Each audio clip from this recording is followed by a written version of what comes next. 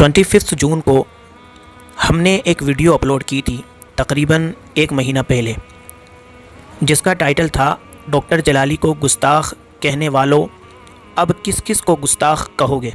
इस वीडियो में हमने अर्ज़ किया था कि हम इसके बाकी पार्ट भी बनाएंगे और लोगों के सवालों के जवाब देंगे। तो आज ये दूसरा पार्ट है। आप अगर वो वीडियो देखना चाहते हैं तो डिस्क्रिप्शन में जाकर लिंक पर क्लिक करके देख सकते हैं। वैसे सवाल तो बहुत आए, लेकिन उनमें से 2 सवाल जो कि कसरत से हैं, मैं उनका जवाब दे रहा हूँ। पहला सवाल ये है कि डॉक्टर जलाली से पहले ये अल्फाज किसने बोले, और दूसरा सवाल जिसकी तो लाइन लगी है कि अगर डॉक्टर जलाली रुजू कर लेंगे तो क्या बिगड़ जाएगा।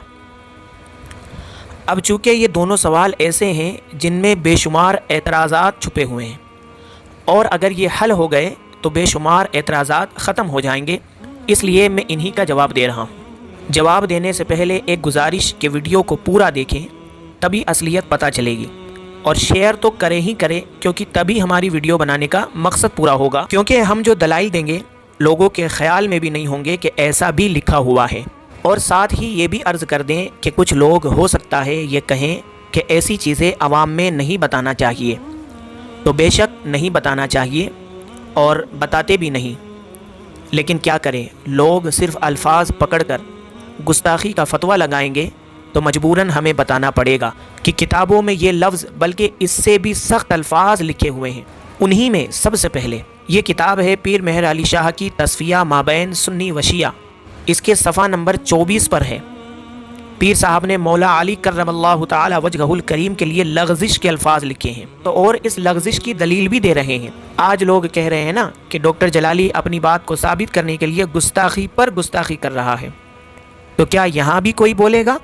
तो सैयदना पीर मेहर अली शाह रहमहुल्लाह ताला ने मौला अली के लिए एक तो लग़ज़िश का लफ्ज़ इस्तेमाल किया, फिर उसे साबित करने के लिए हदीस के हवाले से लिखा है कि मौला अली ने हुजूर को नामुनासिब अल्फाज कहे। साथ ही साथ दूसरी हदीस से ये बताया कि मौला अली ने हुजूर की बात नहीं मानी। ये असल स्कैन आपके सामने लगा हुआ है, आप इसमें पूरी बात पढ़ सकते हैं। अब उन लोगों से मेरा सवाल है जो सिर्फ लफ्ज़ों को पकड़कर गुस्ताखी के फतवे लगा रहे हैं, वो क्या कहेंगे? अगर कहो गुस्ताखी है तो पीर साहब से रुजू कैसे करवाएंगे, और अगर नहीं तो फिर डॉक्टर जलाली के लफ्ज़ों पर इतना ज़ोर क्यों? लेकिन अल्हम्दुलिल्लाह हमारे पास इसका जवाब मौजूद है, जो आखिर में देंगे इंशाअल्लाह। अब वही लफ्ज़ बताऊं जो डॉक्टर जलाली ने बोला। चुनांचे ये किताब है नेअमतुल बारी, अल्लामा ग़ुलाम रसूल सईदी की। इसकी जिल्द 7 सफ़ा नंबर 614 में बहुत सारी गुस्ताखियाँ करी है इन्होंने बकौल फतवा खोरों के।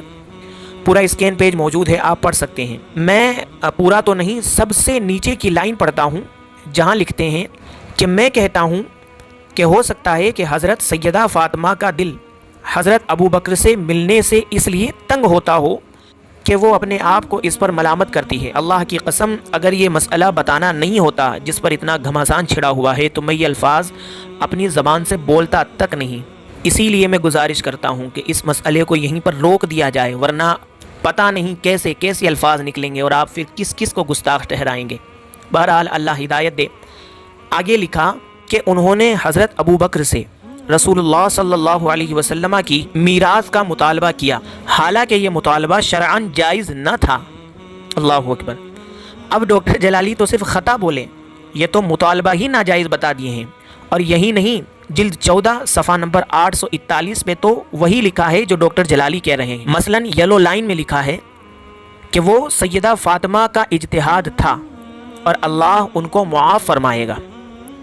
अब मुआफ़ फरमाएगा ये इसीलिए लिखा ना कि वो अबू बकर के मुकाबले में सही नहीं था, भाई इसीलिए तो लिखा ना कि मुआफ़ फरमाएगा। और जैसा कि जिल्द 7 सफ़ा नंबर 614 पर लिखा है, जो मैंने अभी पहले बयान किया, और यहाँ तो क्लियर कर दिया, नीचे ब्लू लाइन आप देखें कि इस बाब में सेहत और सवाब हज़रत अबू बकर के साथ था, हज़रत अबू बकर के साथ था। अब इससे वाज़ेह दलील क्या चाहिए उन लोगों को जो कह रहे हैं कि डॉक्टर जलाली से पहले किसी ने नहीं कहा ऐसा सैयदा के लिए? उससे ज़्यादा कह दिया मेरे भाई, किताबें पढ़ी हो तो पता चले। तो मैं ये कहता हूँ कि अब क्या इन पर भी गुस्ताखी का फतवा लगेगा, जिन्होंने तो यहाँ तक लिख दिया कि हज़रत अबू बकर के साथ सवाब था और सैयदा का मुतालबा जायज़ नहीं था। ساتھ میں یہ بھی بتا دوں، جو میں نے گزشتہ ویڈیو میں بھی ایک مقام پر کہا تھا کہ کوئی یہ کہہ کر گمراہ نہ کرے کہ غلام رسول سعیدی معتبر نہیں، کیونکہ یہاں بات شخصیت کی نہیں ہے، لفظ اور فتوے کی ہے، اور فتویٰ معتبر یا غیر معتبر دیکھ کر نہیں لگتا ہے۔ اب آئیے خطا کے الفاظ بھی دیکھ لیں۔ چنانچہ یہ کتاب ہے مجموع الفتاوی المعروف انوار شریعت، جس میں 4 بڑی شخصیات کے فتاوی جات موجود ہیں۔ اس کی جلد اول ہے، صفحہ نمبر 444 اور 445 پر اس مسئلے پر تفصیل سے بحث کی گئی ہے، اور آخر میں لکھا گرین لائن اور پھر بلو لائن میں تو صاف ہے کہ اور اپنے اجتہاد کو خطا جان کر حکم شرعی کی طرف رجوع کر لیا۔ کیا؟ اجتہاد کو خطا جان کر۔ تو اب یہاں بچا کیا ہے فتویٰ لگانے کے لیے؟ کیا ان پر بھی گستاخی کا فتویٰ لگے گا؟ اگر نہیں تو ڈاکٹر جلالی پر کیوں؟ بہرحال حوالہ جات ابھی بے شمار ہیں، اگر پھر ضرورت پڑی تو آگے بھی پیش کروں گا انشاءاللہ۔ ابھی تو اسی پر اکتفا کرتا ہوں، اور ان کے ذریعے سے ان لوگوں کو سمجھانا چاہتا ہوں جو کہہ رہے ہیں کہ ڈاکٹر جلالی سے پہلے ایسے الفاظ کسی نے نہیں کہے، تو وہ دیکھے اور ہوش کے ناخن لے، کیونکہ یہ تو چاول کے کچھ دانے ہیں میرے بھائی، پوری مٹھی نہیں کھلی ہے، تو بس ابھی بھی وقت ہے، باز آ جائیں۔ دوسرے وہ حضرات جو کہہ رہے ہیں کہ ڈاکٹر جلالی رجوع کر لیں گے تو کیا ہو جائے گا، تو بے شک ان کو تو کچھ نہیں ہوگا، نہ ان کی عزت گھٹے گی، لیکن اگر وہ رجوع کر لیتے ہیں تو اس کا مطلب یہ صاف واضح ہو جائے گا کہ یہ الفاظ گستاخی ہے، تو وہ تو رجوع کر لیں گے، لیکن ان حضرات کو رجوع کیسے کرواؤ گے جو اب تو قبر میں چلے گئے اور کتابوں میں لکھ گئے؟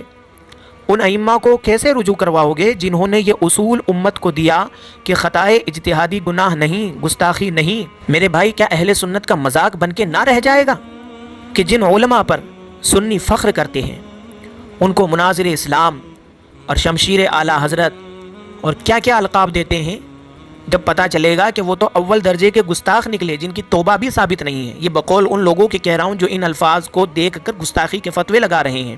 میرے بھائی کیا کر رہے ہو آپ؟ اہل سنت پر رحم کھاؤ۔ اگر صرف الفاظ دیکھ کر لوگوں کو گستاخ بنانے لگے تو میں سمجھتا ہوں کوئی نہیں بچ پائے گا۔ بہرحال یہ تو میں نے کچھ ضروری باتیں بتائی ہیں، اگر ضرورت پڑی تو اس کا تیسرا پارٹ بھی بنا دوں گا، اور حوالہ جات کے ساتھ بناؤں گا انشاءاللہ، اور نئے حوالہ جات کے ساتھ۔ ابھی تو صرف اتنی گزارش کرتا ہوں کہ علماء اس چیز کو سمجھے اور غور و فکر کرے۔ باقی آپ حضرات ویڈیو کو شیئر کریں، اس دعا کے ساتھ، اس نیت کے ساتھ کہ اللہ سبحانہ و تعالی سبھی کو حق سمجھنے کی توفیق عطا فرمائے۔